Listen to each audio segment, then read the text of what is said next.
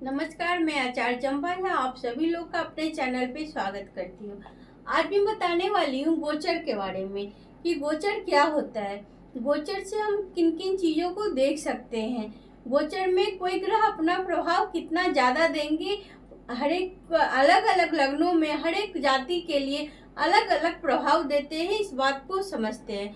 तो सबसे पहले गोचर का मतलब क्या होता है। गोचर का मतलब या अर्थ यह होता है कि ग्रहों का निरंतर चलते रहना, कभी नहीं रुकना। तो ग्रह जो है कि हमेशा लगातार चलते ही रहते, वो कभी रुकते नहीं है। जैसे कि अभी देवगुरु बृहस्पति मिथुन राशि में है, तो वो मिथुन से कर्क में जाएंगे, फिर सिंह में जाएंगे, कन्या में जाएंगे, तुला में जाएंगे। इसी तरह से 12 राशि में भ्रमण करके 12 साल बाद फिर वो पुनः से पुनः जो है कि 12 साल बाद वो भ्रमण करके मिथुन राशि में वापस आ जाएंगे। तो लगातार ग्रहों का चलना ही गोचर कहलाता है। अब गोचर कुंडली से हम लोग देख क्या सकते हैं। तो गोचर कुंडली से हम लोग किसी की शादी देख सकते हैं कि कब होगी, पद उन्नति देख सकते हैं, कब इसकी जॉब लगेगी, नौकरी लगेगी, यह देख सकते हैं। इनको संतान सुख की कब प्राप्ति होगी, ये देख सकते हैं। कोई अगर कोर्ट कचहरी के मामलों में फंसा हुआ है तो उनसे उनको मुक्ति कब मिलेगी, या किसी का घर और वाहन खरीदना है, तो इन सब चीजों को हम लोग गोचर कुंडली से ही देखते हैं। तो गोचर कुंडली देखने के लिए लग्न कुंडली और चंद्र कुंडली दोनों का तुलनात्मक अध्ययन करते हैं हम लोग, क्योंकि लग्न कुंडली में अगर कोई योग बनेगा ही नहीं तो वो गोचर कुंडली में घटित कैसे होगा। तो बहुत सारे कुंडली में योग बनते हैं, पंच महापुरुष योग बनते हैं, गजकेसरी योग बनते हैं, बुध आदित्य योग बनते हैं, केम ध्रुव योग बनते हैं, सुनफा योग बनते हैं, अनफा योग बनते हैं, ऐसे बहुत सारे योग बनते हैं। तो जन्म कुंडली में अगर कोई योग बनेगा तो ही वो अपनी अंतरदशा में, महादशा में नहीं, वो अपनी अंतरदशा में उस योग का फल देगा, मतलब वह घटना घटित होगी। तो इसको इस तरह से समझ सकते हैं कि कोई गोचर देखने के लिए कि योग बना है और कब वो घटित होगा, मतलब उसका समय कब आएगा, अंतरदशा कब आएगा, तभी गोचर कुंडली हम लोग देख सकते हैं। तो गोचर कुंडली के लिए इस तरह से समझ सकते हैं कि एक लग्न कुंडली और एक चंद्र कुंडली हम लोग बना लेते हैं।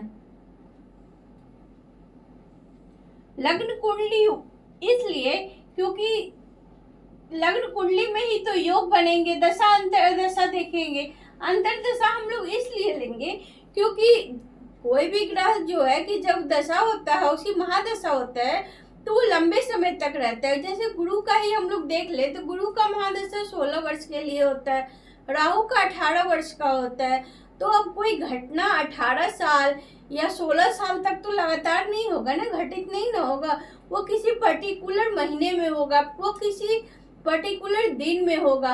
तो इस तरह से गोचर कुंडली जब भी हम लोग देखते हैं तो उसमें गुरु को लेते हैं वर्ष के लिए, और सूर्य को लेते हैं महीने के लिए, और चंद्रमा को लेते हैं दिन के लिए कि ये घटना किस दिन होगी। तो इसको इस तरह से भी समझ सकते हैं कि जब गुरु गोचर में उस घटना वाले भाव में आए या उस घटना वाले ग्रह के नक्षत्र से गोचर करे तो वह घटना उस वर्ष होगी। इसी तरह सूर्य को भी समझेंगे कि उस घटना वाले भाव से सूर्य का गोचर हो तो उस महीने में वो घटना होगा। चंद्रमा भी इसी तरह से कि उस दिन वो घटना होगी। तो हम लोग ये तो निकाल लेते हैं कि किस वर्ष होगी और किस महीने में होगी, लेकिन किस दिन होगी इसके लिए एकदम एक्यूरेट, जिसको बोलते हैं कि एक्यूरेट एकदम टाइम चाहिए, बर्थ टाइम चाहिए, तभी हम लोग दिन निकाल सकते हैं। तो गोचर से तो समझ में आ गया कि घटना घटित होगी, कब लगाना है इसको, और क्या क्या देख सकते हैं। जब भी जन्म कुंडली में शनि के ऊपर से गुरु का गोचर होता है तो वो बहुत ही अच्छा रिजल्ट देता है।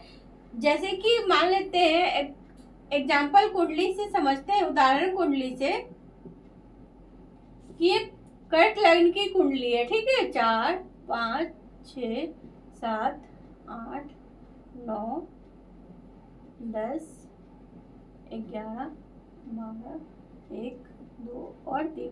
ये कर्क लग्न की कुंडली हो गई। और कर्क लग्न की कुंडली में शनि लग्न में हो गया और गुरु और चंद्र नवम भाव में हो गए। सूर्य और राहु चतुर्थ भाव में हो गए। शुक्र द्वितीय में हो जाए। बुध और मंगल यहाँ हो जाए। ठीक है, तो इनकी जो गोचर कुंडली बनेगी, चंद्र कुंडली बनेगी, वो मीन राशि मीन लग्न की बनेगी। तो इसको भी हम लोग बना लेंगे। 12, 1, 2, 3, 4, 5, 6, 7, 8, 9, 10 और 11। ठीक है, अब देखेंगे कि गोचर में ग्रह को भी बैठाएंगे। तो गोचर में गुरु चतुर्थ में हो जाएगा, लग्न में शनि हो जाएगा और सूर्य और केतु छठे भाव में और राहु यहाँ पे। ठीक है, क्योंकि चंद्रमा तो 2.5 दिन में बदलेगा, तो उसके लिए फिर किस दिन ये घटना घटित होगी उसके लिए फिर चंद्रमा को लेंगे। तो इस तरह से जिसकी भी कर्क लग्न की कुंडली होगी और मीन राशि होगी, तो मीन राशि होगी, तो यही अभी ग्रहों की स्थिति है उनके कुंडली में। तो जब गुरु का गोचर लग्न से, द्वितीय भाव से, पंचम से, नवम से और लाभ भाव से हो जाए, तो बोल सकते हैं कि इनकी शादी होगी। अब किस महीने में होगी तो वो अंतरदशा में देखेंगे। और तो बोल सकते हैं बुध की अंतरदशा में शादी हो सकती है इनकी, मंगल की अंतरदशा में हो सकती है, शनि की अंतरदशा में हो सकती है। तो इस तरह से बोल सकते हैं कि इसके अंतरदशा सपोर्ट करना चाहिए और गुरु का भी इन भावों से गोचर होना चाहिए। अब सूर्य को तो किस महीने में होगी, तो उसके लिए सूर्य को देखेंगे, फिर शनि का देखेंगे कि किस दिन इनकी शादी होगी। तो इस तरह से हम लोग चेक कर सकते हैं कि कब होगा। वैसे जब भी गुरु का गोचर किसी भाव से होगा तो वो शुभ परिणाम ही देता है। अब गुरु का गोचर यदि शनि के ऊपर से हो जाए, जैसे शनि है यहाँ पे, तो शनि के ऊपर से कर्क राशि से जब भी गुरु का गोचर होगा तो ऐसे लोगों के लिए बहुत अच्छा रहेगा। उनके कैरियर में पदोन्नति होगी, उनका सम्मान होगा, वह अपने जॉब में उच्च पद को भी प्राप्त कर सकते हैं। जब गुरु इनकी कर्क राशि से गोचर करेगा, इनकी जन्म कुंडली में कर्क राशि यहाँ पे पंचम भाव में आएगा, यहाँ से जब भी इनकी कुंडली में गुरु का गोचर होगा तो ये चीज देखने को मिलेगा। अब बात करते हैं कि जब भी जन्म कुंडली में शनि और मंगल का दृष्टि या यहाँ पे चतुर्थ भाव से गोचर करेगा या चतुर्थ भाव को शनि और मंगल देखेगा, तो उस समय में इनको भूमि की और भवन की प्राप्ति होगी। इस तरह से समझ सकते हैं। जब भी जन्म कुंडली, जैसे अभी इनकी चंद्र राशि, यहाँ पे चंद्रमा है, तो चंद्र राशि के ऊपर से शनि का गोचर, इनके लिए भी मानसिक स्थिति इनकी अभी अच्छी नहीं होगी। ऐसे लोग को बोल सकते हैं कि 7.5। जब भी चंद्रमा के ऊपर से शनि का गोचर होता है, वो समय 7.5 कहलाता है। उस समय ऐसे लोगों को मानसिक तनाव रहता है, क्योंकि 7.5 में जो है कि मान सम्मान और मानसिक तनाव, डिप्रेशन, इन सब चीज़ों को जो है कि शनि अपनी 7.5 में अपनी टाइम पीरियड में देते हैं। अगर शनि की दशा अंतरदशा आ जाए तो और भी निगेटिव रिजल्ट मिलेगा इनको। महादशा को नहीं लेना, गोचर में अंतरदशा से ही हम लोग देखेंगे।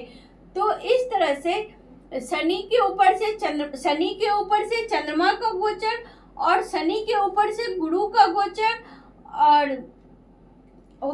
शनि के ऊपर से चंद्रमा का गोचर 7.5, गुरु का गोचर होगा तो शुभ परिणाम मिलेगा। वैसे किसी भी भाव में किसी भी ग्रहों के ऊपर से गुरु का गोचर अच्छा ही फल देगा, शुभ फल ही देगा।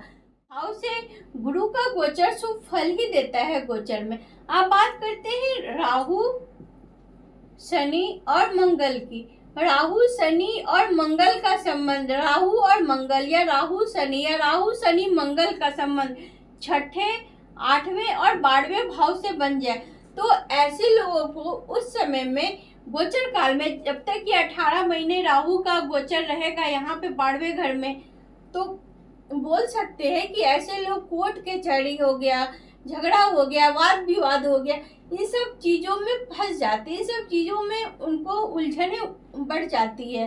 तो शनि राहु और गुरु का संबंध, शनि राहु और मंगल का संबंध जब भी 6, 8, 12 से बनेगा तो वह समय अच्छा नहीं होता है किसी के लिए भी।